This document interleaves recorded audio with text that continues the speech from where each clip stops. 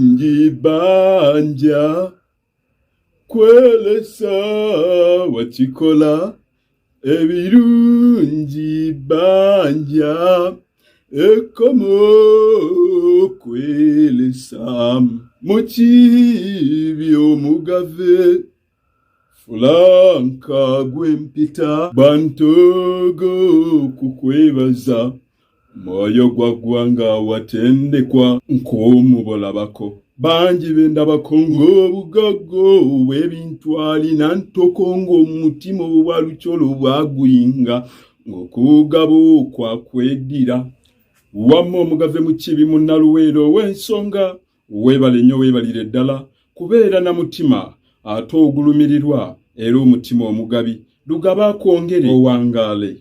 Tuli mu nsibuko naye ng'ensibuko leero tugenda kutunuulira amannya ate agatuumwa naddala mu kika eky'olugave. Erinnya mukiibi liva mu kigambo okukiiba oba okukiiba nga kwe kusalinkiriza n'oyita ebbali n'ebbali baleme kukulaba oba abantu baleme kukulaba. Ono nno yali jjajja w'ekika ky'aboolugave eyagaana okukolera Kabaka Bemba emirimu gye yali amulagidde okukola.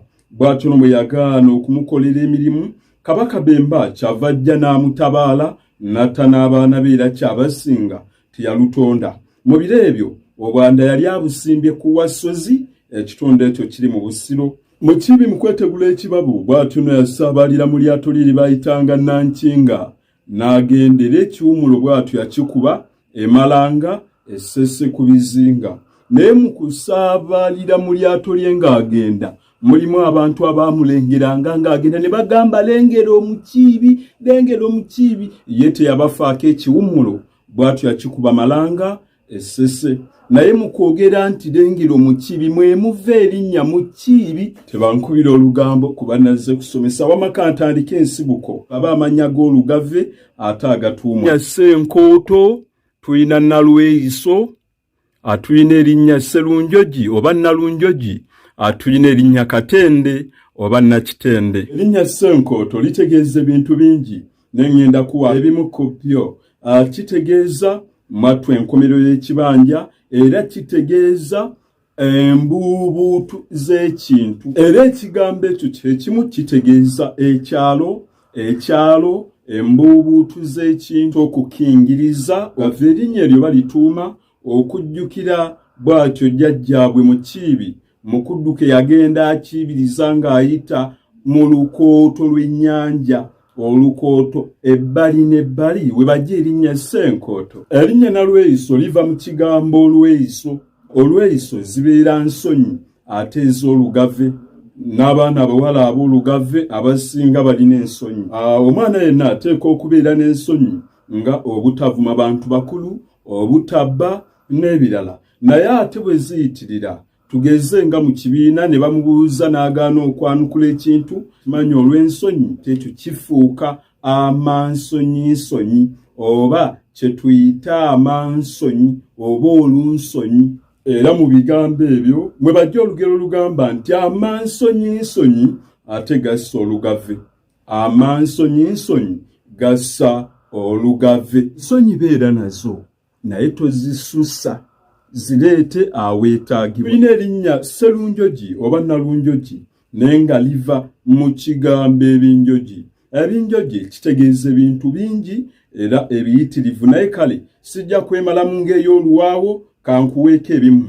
Omusomesa Kanoonya Juma yakinyonyola bulungi n'annyonnyola nti ekigambo ebinjogi ate kitegeeza ebigalagamba by'olugave ebibeerako ng'amaggwa ebyo by'olengeraawo. Ate ebinjogi era kiyinza okuwa amakulu amalala obujjonjo bw'olugave nabwo buyitibwa ebinjogi. Uganda tulina ekisooka ekigamba omuntu okuba ow'ebinjogi kitegeeza nti wa mutawaana.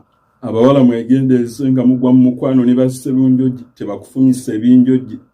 Omukwano muzi. Erinnya mukiibi Sserunjogi, Katende, amannya ago gonna gatuuma mu mutuba gwa Sana n'ogwa Nalungu batuuma amannya agate. Ssenkooto lituuma mu mutuba gwa Kamannakatanza abamu nga bwe balyogera erinnya Katende oba Nakitende. Tende omuntu ateredde obulungi oba awantu awali emirembe nga waladde.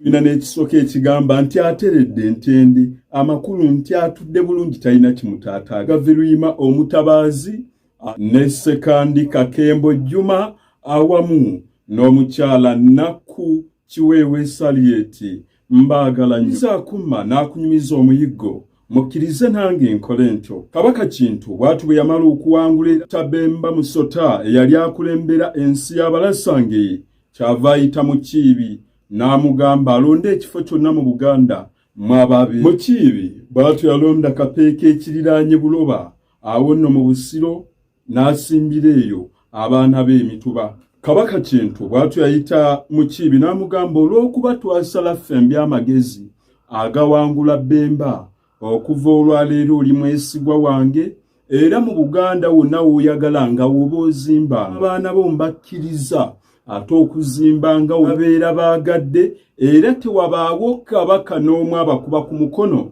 oba abagaana okuzimba we baagala.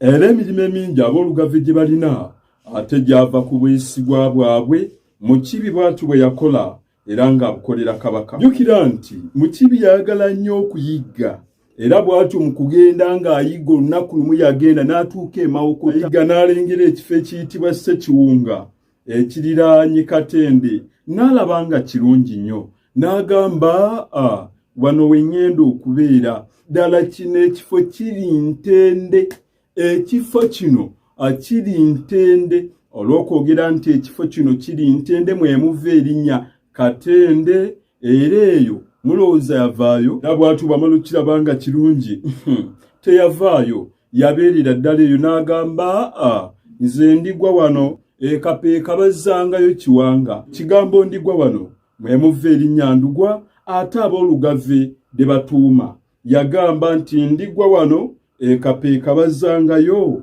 Luwa. Ebeera n'omwoyo ogulumirirwa abato b'enaddawo abagenda okusomeranga ku radio ne TV okubeera nga tukwata obutambi buno babusomerengako. Ffenno tukkoola okubeera nga otuyambako okuvujjirira era ennamba yaffe tugikuwa 07732761 ate 27. Ebirungi banja kwelesa wakikola ebirungi banja ekomo kwelesa. Akitegedde Mukama akuwa omukisa. Baffe empulogoma ya Buganda wange.